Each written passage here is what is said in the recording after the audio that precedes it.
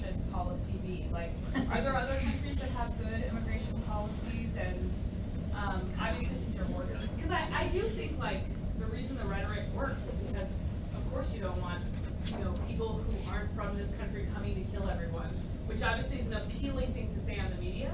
So there has to be some little bit of truth that makes people worried about it, right? So then the question is, what would good immigration policy look like, where you are screening people, but you're also being much more fair? So, by the way, screening does happen. Yeah. So I don't believe want that to challenge the assumption a little bit, just that, yes, you don't want people coming in to kill, but they're not. So there's screening that happens. It takes years and years and years for refugees to get here. Years.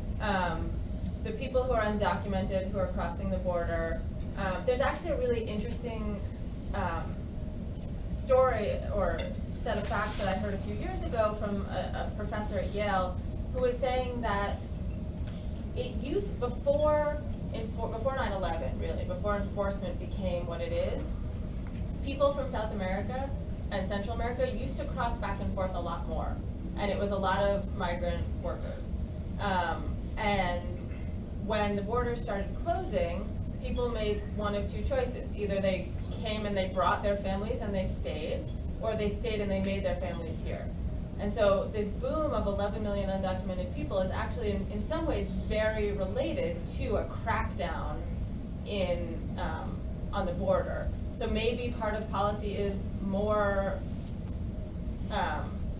movement, whether it's work visas or migrant worker visas.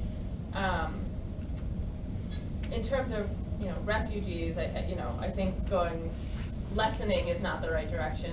Having more, and that we have sufficient screening.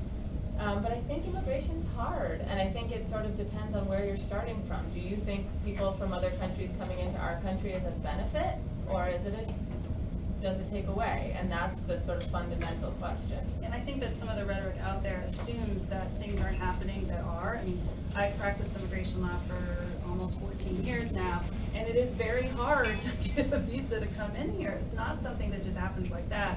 And I think a lot of, I have ideas about how the business immigration, process could be improved. And, you probably have ideas about how the family-based process could be improved, but do we want to get rid of them? No, they're how people come into this country, and I think we're a better community for allowing people to come in.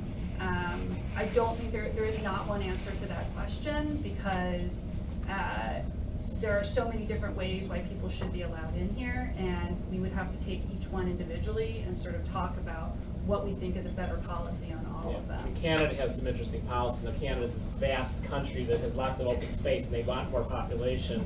I saw a feature a couple weeks ago that 5 private individuals in Canada can petition to invite a refugee into Canada. So that just shows you the extreme opposite of what we have here. And Canada is trying to encourage that, and you see even Prime Minister Trudeau welcoming Syrian refugees, and that's the opposite of what we are. I mean, Canada's now facing a situation of immigrants here, undocumented immigrants here, fleeing to Canada. Or people with status I've here. seen people with status. I saw a picture last week of Somalian immigrants in Minnesota through the snow carrying their suitcases into Manitoba. So you have situations, people afraid to stay here, trying to go there.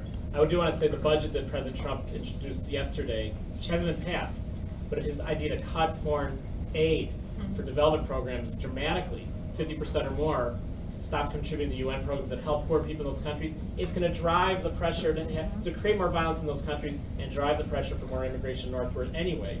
So then he has to then fortify the border more. So it's just, the policies are irrational, and it's all about trying to have this closed shop here that is just, they have a certain philosophy they're trying to enact.